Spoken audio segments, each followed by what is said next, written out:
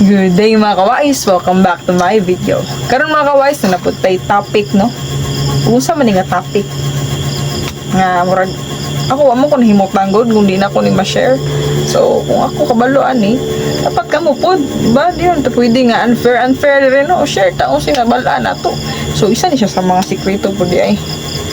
No para maruling, para dali ra mo increase imuhang mga sales, dali ra mo daghan imong product, dali ra makita ang imuhang result kung nagtindahan pud mo.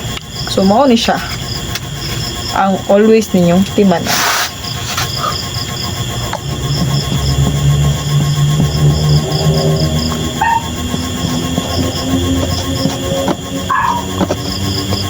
So ayaw pagtigom. Mo na itong itakil karon. Let's go. Dagan mahibulong ba mo ana? Magbot ni tubuyan ni ganung nanay nga ano topic. But magtigom ko. Wala mo kung nagbuot ako ra po ning experience o ako ra po ning na-learn sa ubang tao. So kani siya tako ni siya kuano possibility nga mas dali ang imuhang kita o dali ra nimo makita ang imuhang profit kung dili ka magtigom. Ayaw pagtigom. Especially sa mga mga baguhan pa lang, starting pa lang about sa pagtindahan. Pero naago ninyo, ato na lang muog sayo na kay 1,000 na kapital. Tayo 20%. Pila yung 20% kayo sa 1,000? Kung bugo mo kita na. Times 20%. 200 pesos. Ang tali, na kay kapital nga 1,000 pesos. Ang tali, small lang ka niya. Ato lang yung sample. Tapos, ang ginansya daw sa 1,000 is 200 pesos. Mga na imuhang net profit, limpyo na ka 200 pesos. Kung imong mindset, no, kay magtigom ka, kung imong buhaton, instead na mahimo nag 1,200 imuhang kapital, mabalik siya 1,000 kay nga naman, ang imong gibuhat, gihipos nimo ang 20%, which is ang 200 pesos. So, pwede din na. So man nagdudula ra kag luto-luto ra kadaraan, nagtinatindahan ra kag mga bata. Di man na pwede ko mo negosyo ka, dili man na pwede nga na. Kung kuan gusto ka mo dali ra ang pagkuan si mo ha, pag evolve sa kwarta. Ayaw tiguma, ayaw hipusa. Kay kabalo na ba mo inflation no, mahal na kayo ang pamaliton. Ang tambag sa uban dili gani pabutang sa bangko, pero pagbutang na mo ang mga dagko na kayo mong income, pagbutang mo. Pero especially kung nag-start pa lang mo, tungod kay nagtaas ang mga inflation, dako ng mga patong sa mga balikya, ayaw ninyo hipusa inyong kwarta. Para maruling ninyo and also, ang profit, klaro kayo. So, one ay purpose sa mga kawais, kwarta. Ang kwarta, it is just a tools para mabuhat ng mga butang.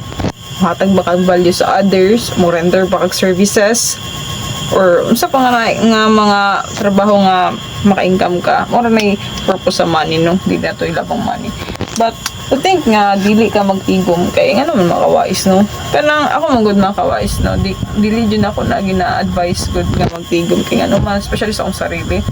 Kay nag-start ko makawais no, ginagmay jud akong gamay jud kay kapital. So sa ako pang tigomon ang ginansya. Sana na pagtuyok sa kwarta, di ba? Di makita.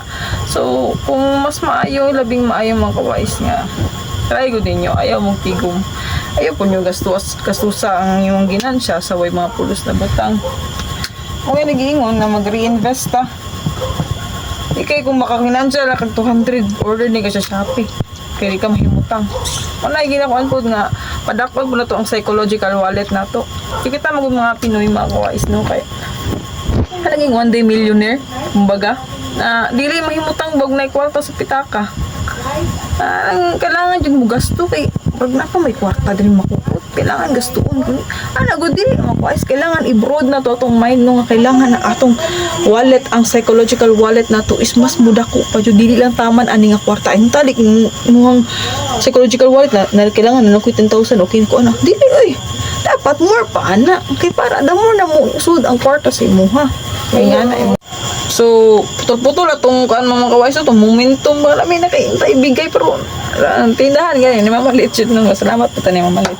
So dito mga kawais psychological wallet naman ta banda no. Motoy broad nimo ha padakuon nimo ang psychological wallet kay para mas mo improve ang imuhang paggunit sa kwarta no. So, sa pa man atong kuan na to talakay. Sa karon mga kawais no kay example po na ako ha sa GCash na lang po atong example GCash tayo nagapa-cash in nagapa-cash out mo sa inyo ha tali di ba sa mga manggod ang equivalent sa 500 pesos is 20 pesos what if nga ni no tayo kapital sa GCash ha tali lang 500 imong kapital na nagpa-cash in na po og 500 so naka 20 pesos then imo na po nang i-reinvest ang 20 pesos mahimo na 520 then na po magpa-cash out tayo 300 320 ginan siya magpa-cash out 300 then add lang kag mga 20 di ba the more na murag mag-multiply ang numbers the more nga mo increase pa ang imong amount sa capital yan na sa basic mga kawais kung imo nang ipuson mga kawais ba improvement wala mura ra kag nagsalod og tubig sa buslot nga planggana mura na mga kawais ay lang di na to pa komplikahon atong kinabuhi mga kawais no kay naway sayo na ra nga pamaagi oh